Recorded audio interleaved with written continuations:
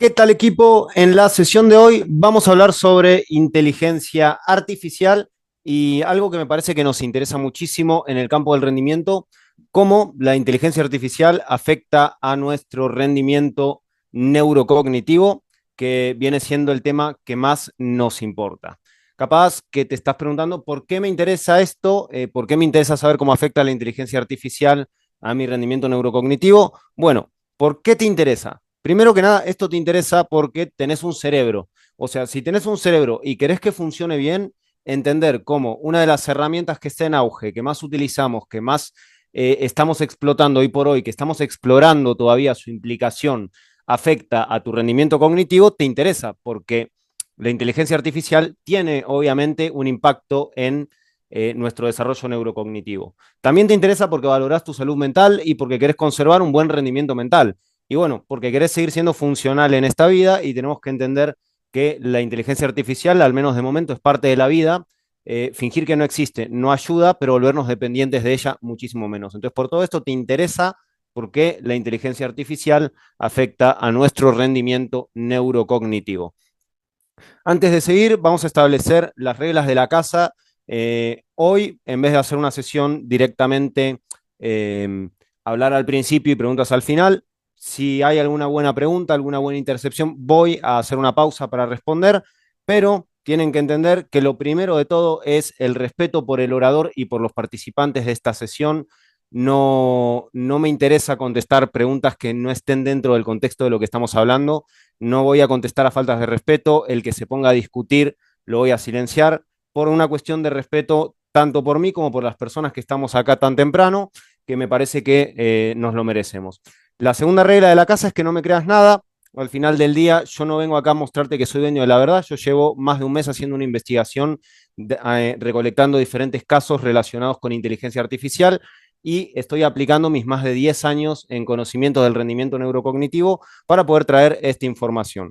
Ahora, la tercera regla, pensá primero, después de pensar, filtrá lo que pensás y después recién de haber filtrado lo que pensás, reacciona. Si lo que vas a hacer no suma constructivamente a la conversación o no suma constructivamente a la información, la verdad que no tiene demasiado sentido que lances un comentario que no está ayudando ni apoyando, tampoco que ataques a otras personas, que bardees, que insultes, nada de eso suma. Entonces, primero pensar, filtrar y reaccionar después.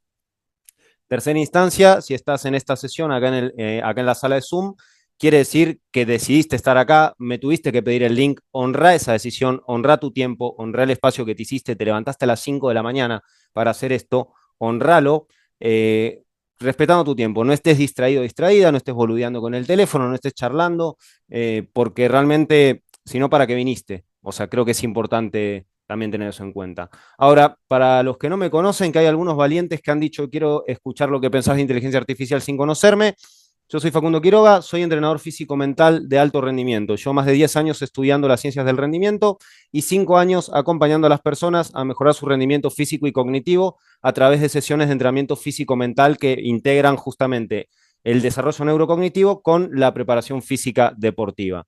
Soy exmilitar, soy deportista, estoy preparando el récord mundial de flexiones de brazos.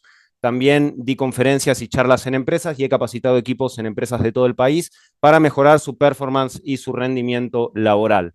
Mi epopeya personal es que cada vez menos personas sufran de ese deterioro de rendimiento neurocognitivo, que cada vez las personas tengan más capacidad de gestión del estrés y mi misión personal, reducir la cantidad de muertes al año por causas relacionadas con el estrés, que muchas veces es un tema de gestión o relación. Bien, ahora sí vamos a hablar a lo que vinimos, que es cómo la inteligencia artificial afecta a nuestras capacidades neurocognitivas. Entonces, primero tenemos que entender que hay una serie de habilidades que nosotros tenemos que se van a ver afectadas transversalmente, de manera inevitable, con el uso de inteligencia artificial. Ahora, ¿por qué esto es importante? Como nos dicen las bases propias del entrenamiento mental, nosotros tenemos una serie de habilidades mentales que se mejoran a través de entrenarlas. O sea, si yo entreno mi capacidad lógica, me vuelvo más lógico. Se puede mejorar. Entonces, ¿esto qué nos dice también?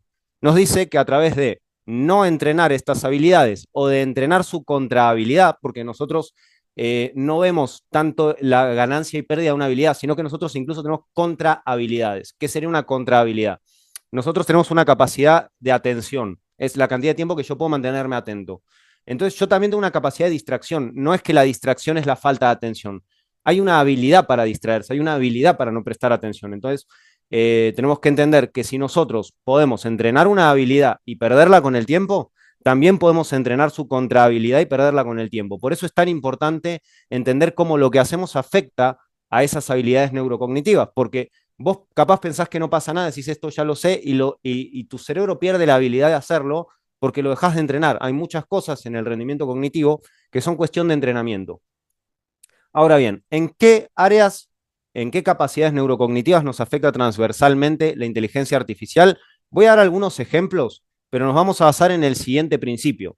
Nosotros tenemos que entender que todo lo que nosotros delegamos, queramos o no, y esto no es solo con inteligencia artificial, es a lo que sea, habilidad que yo estoy delegando es habilidad que yo estoy relegando. ¿Qué quiere decir? Cuando yo delego algo, automáticamente estoy aceptando que voy a entrar en curva del olvido de esa habilidad, voy a empezar a ser menos hábil. Esto pasó con desplazarnos y empezar a montar animales o a usar vehículos de motor, perdimos capacidad de desplazarnos. Empezamos a usar herramientas, perdimos fuerza física. Esto es algo, un proceso totalmente natural. Si yo soy vendedor y tengo una empresa y de golpe me va muy bien y dejo yo de vender, me dedico a administrar y contrato vendedores, y al cabo de unos años voy a ser peor vendedor de lo que era cuando arranqué, porque pasé menos tiempo vendiendo, porque dejé de entrenar la habilidad. Ahora, ¿qué habilidades son las más comunes que se ven afectadas por el uso de inteligencias artificiales? La primera, creo que fundamental para mí, porque al menos ha formado parte de muchas conversaciones que he tenido, es la creatividad. La creatividad se ve fuertemente afectada por el uso de inteligencia artificial porque muchas personas lo que hacen es pedirle a la inteligencia artificial que nos dé ideas. O sea, queremos que la inteligencia artificial piense, cree por nosotros, que nos dé ideas, que nos diga cómo ejecutar esas ideas, que nos diga cómo llevar a cabo esos procesos. Y está todo bien, porque acá yo no digo que esto es bueno o es malo, lo que digo es nunca delegues en inteligencia artificial una habilidad que no estés preparado para perder o para renunciar a ella. Yo me niego totalmente a renunciar a mi creatividad, entonces no le voy a pedir nunca a la inteligencia artificial que sea creativa por mí. Yo voy a poner la idea y en todo caso le pediré que me ayude a ejecutarla, que es algo que a mí capaz me cuesta más. Mi fuerte siempre estuvo en ser creativo, no me voy a poner a delegar una habilidad que era mi punto fuerte. Entonces, acá no es que esto es el fin del mundo para tu habilidad, quiere decir que la habilidad que vos delegues la vas a perder, eso es natural, que elijas vos qué habilidades perder y que no lo hagas inocentemente. Bien, ¿cuándo perdemos creatividad? Cuando le pedimos que cree por nosotros, cuando le pedimos que escriba por nosotros, que responda por nosotros, que redacte por nosotros. No tenemos ese salto creativo. Lo que estamos haciendo es simplemente decirle a la inteligencia artificial, ok, yo tengo una cuenta de alto rendimiento deportivo, crea por mí, pensá, sé creativo por mí. Y capaz nosotros rellenamos esa creatividad con información técnica. Otra habilidad, otra neurohabilidad que se pierde al usar mucho inteligencia artificial es la paciencia. Porque nosotros, que esto también pasa mucho con redes sociales, con el hecho de que yo veo algo y pum, me scrolleo, paso, paso, paso. Pero bueno, tenemos otra clase ya hablando de redes sociales, sigamos con IA. ¿Por qué perdemos la paciencia? Porque la inteligencia artificial, yo le digo, dibujame un gato y muchas IAs, ChatGPT no, salvo que tengas premium. Para los que no tienen premium, no les recomiendo que compren el premium. Algo que extraño de no tener ChatGPT Premium es que podía usarlo menos y por lo tanto yo era más, realmente yo pensaba más porque lo usaba menos, o sea, ese punto. ¿Por qué nos saca paciencia? Dibujame un gato, pum, aparece un gato. Necesito entender cómo fue el contexto histórico de Dinamarca en 1715. Y ya no tengo que salir a hacer una búsqueda en Google, comparar respuestas, no. Te la da y te la da resumida, te la da digerida y te la da analizada. Entonces también perdemos capacidad de análisis. O sea, por un lado perdemos la paciencia. Ese tiempo entre quiero que pase esto y hago que pase esto, esa curva es la curva de paciencia. ¿Qué pasa?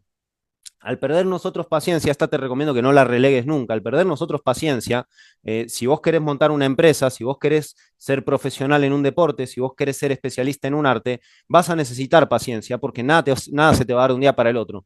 Puedes ser el mejor, pero nada se va a dar de un día para el otro, exceptuando casos muy puntuales, se llaman unicornios morados porque no pasa casi nunca. Entonces, para todo lo que vale la pena en la vida está bueno tener paciencia. Incluso si tenés mucha suerte, y no necesitas usar esa paciencia, siempre está bueno tenerla. Cuando nosotros buscamos siempre respuesta automática y rápida, perdemos paciencia. La tercera neurohabilidad que nosotros relegamos en la inteligencia artificial, que también me parece preocupante, es la capacidad de análisis. Yo todo lo que voy a compartir y todo lo que estoy compartiendo con ustedes, no le pedí, exceptuando la imagen de la portada, yo no hice nada de este trabajo con inteligencia artificial. ¿Por qué? Porque yo lo que hice fue ir buscando casos, en mi caso, casos con colegas psicólogos, casos con colegas entrenadores, casos en internet de que vamos a hablar un poquito. Ha habido personas que, que han sido en teoría orientadas al suicidio por sus conversaciones con la inteligencia artificial.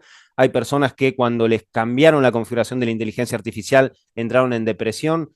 Y todos esos casos los analicé yo. Yo busqué los casos y saqué mis propias conclusiones. Ese ejercicio mental es importantísimo para la toma de decisiones complejas en tu vida. O sea, si vos querés hacer algo grande, lo que sea, gestionar algo grande o ser excelente en algo, necesitas poder analizar por tu cuenta.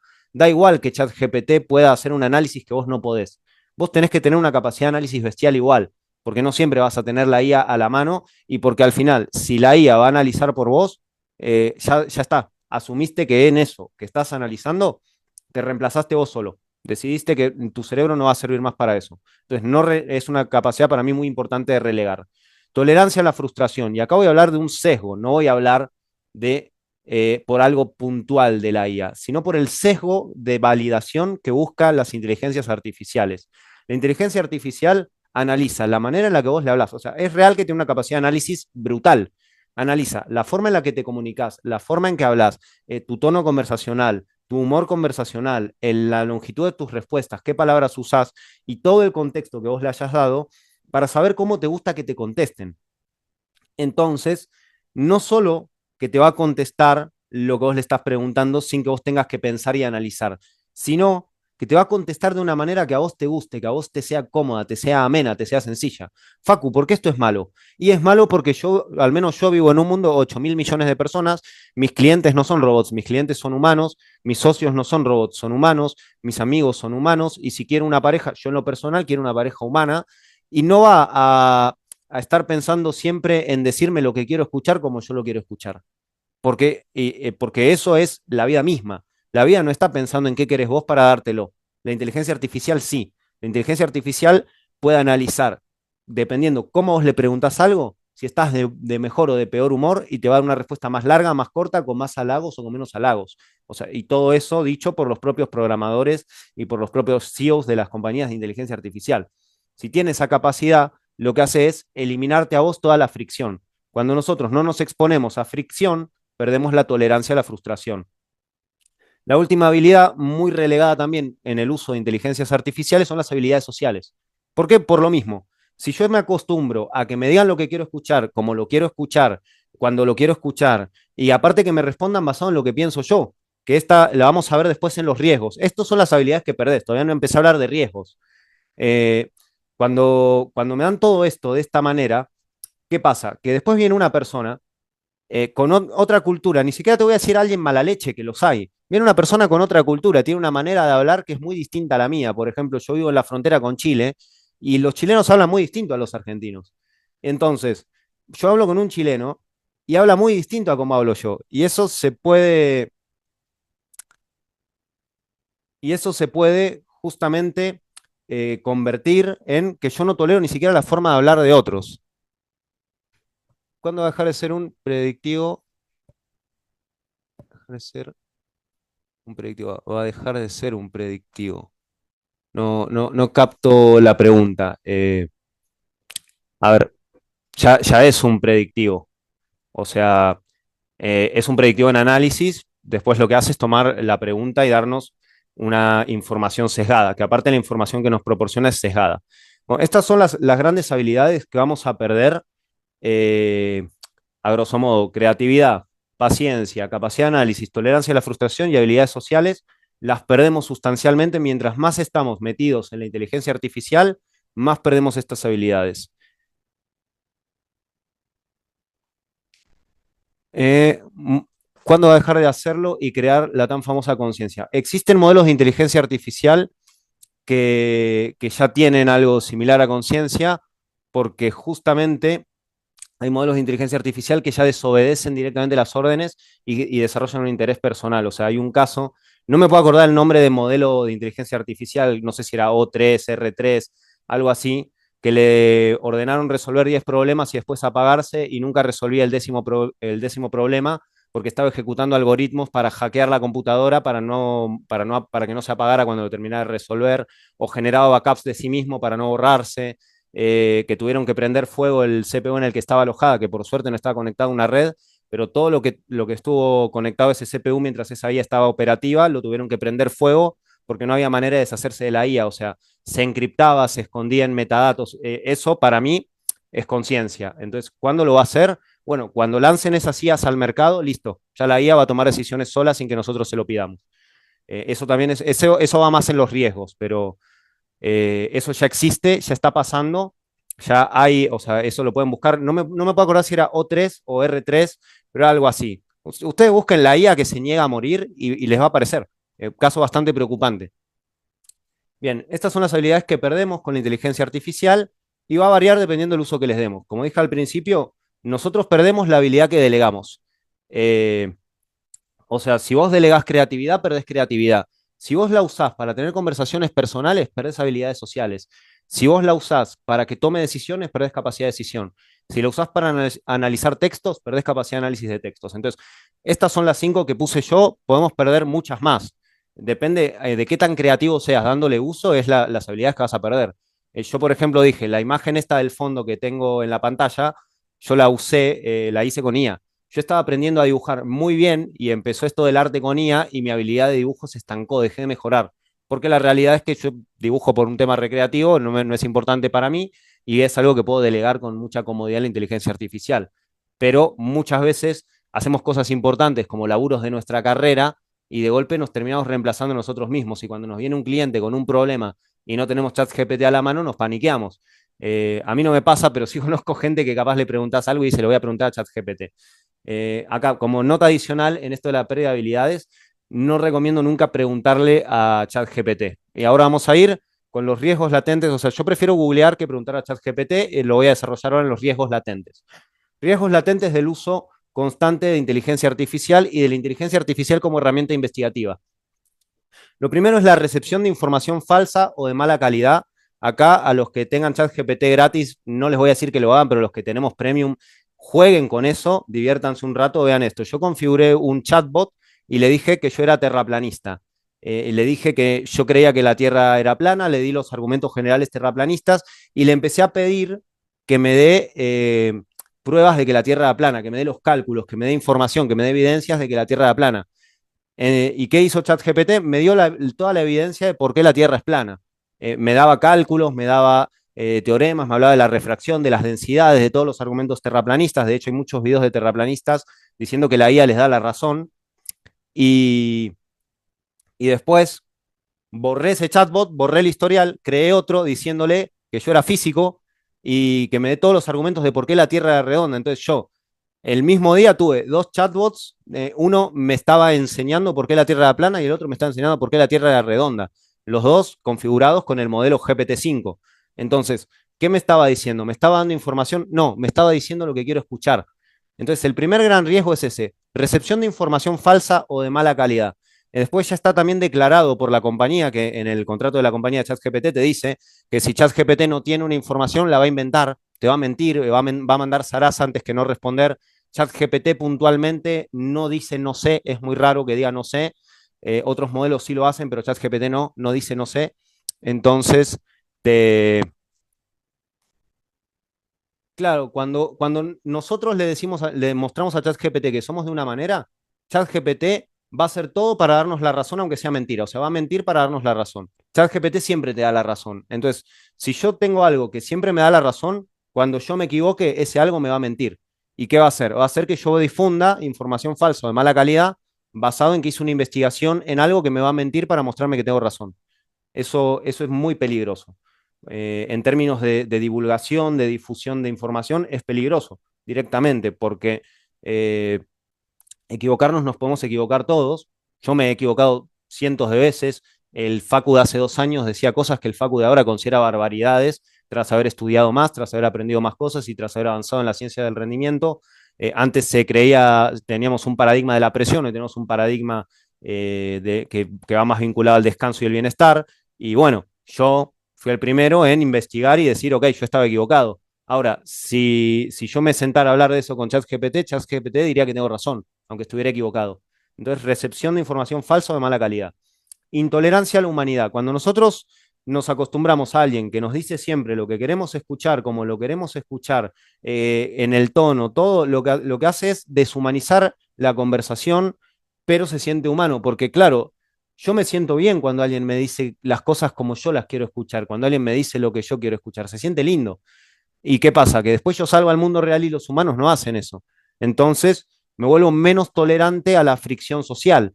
Eso termina creando aislamientos, termina creando personas que pierden sus círculos sociales, se alejan, se desvinculan, porque vos le contás un problema a un amigo y un amigo, un buen amigo, te puede decir que sos un pelotudo. ChatGPT nunca te lo va a decir. Un buen amigo te puede decir que te disculpes, ChatGPT nunca te lo va a decir. Y así se va retroalimentando y las personas que usan a ChatGPT como una válvula de escape social, realmente terminan perdiendo la tolerancia a los seres humanos. ¿Por qué? Porque los seres humanos no estamos diseñados para darle el gusto al otro ser humano. En el mejor de los casos decimos lo que pensamos y en el peor de los casos tratamos de mentir para caer bien, pero en el mejor de los casos vamos a decir lo que pensamos y no siempre vamos a estar de acuerdo. Mientras yo más tiempo paso con un bot que me dice que todo lo que digo es verdad y que siempre tengo razón, menos tolero que me digan que me equivoco o que no estén de acuerdo conmigo. Y las personas que pasan mucho tiempo sumergidas ahí terminan perdiendo tolerancia al humano. Se pierde el sentido de la realidad entre la información sesgada por mi propio sesgo de validación, la falta de, la falta de desarrollo en, en temas externos, la falta de fricción, uno termina perdiendo el sentido de la realidad. Este es uno de los riesgos más grandes. Hay un montón de personas que han perdido el sentido de la realidad, o sea que eso también se puede buscar. Hay un montón de personas que han terminado pensando que ChatGPT es la realidad y que el mundo externo es la mentira y que se pasan más y más y más tiempo metidos adentro de los chats con los bots de inteligencia artificial y bueno, eso termina siendo bastante heavy. Otro caso, otro de los grandes riesgos de la inteligencia artificial es la pérdida de... Eh, soy muy de hablar con inteligencia artificial. Eso es falta de atención o buscar aceptación. Depende de por qué hables y cómo hables. Entiendo que es más fácil, o sea, yo creo que es más pérdida de la tolerancia. Es menos tolerancia a la frustración. Es menos frustrante hablar con alguien que te conteste instantáneamente y siempre te dice cosas lindas que conversar con alguien que no te dice lo que querés escuchar y que obviamente tarda en contestar porque los humanos estamos haciendo cosas. Entonces, ahí yo no puedo decir, che, yo hago mucho esto, diagnosticame, es irresponsable hacerlo así por encima. Después podríamos ver un poco más el caso, cuando terminemos, podemos ver un poco más, desarrollar un poco más el tema, pero no hace falta tampoco decir, che, yo hablo con ChatGPT, o sea, yo uso ChatGPT como herramienta y no he perdido la capacidad de análisis, por ejemplo, porque también al final vamos a hablar un poquito de eso, en la dosis, el veneno siempre está en la dosis.